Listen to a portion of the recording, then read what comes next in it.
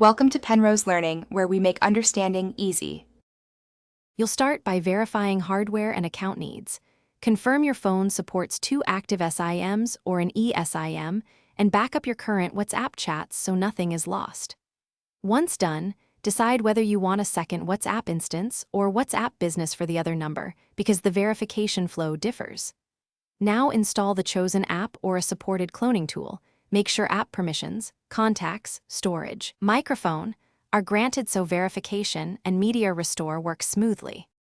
Next, you'll verify and configure the second WhatsApp. Install WhatsApp Business or a reputable app cloning feature, then open it and enter the second phone number for SMS or call verification. If SMS routing conflicts, use the SIM's phone to receive the code and enter it on the device.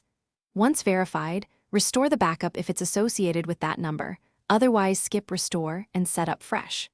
Finally, tweak notifications and privacy settings so messages for each number remain distinct. To finish, test both accounts thoroughly. Send messages, media, and voice notes to confirm functionality and delivery.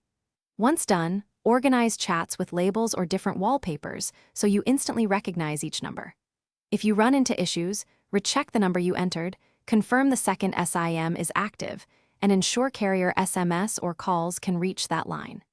If verification or messaging still fails, clear the app cache or reinstall, and contact your carrier to verify SMS/call routing for the second SIM.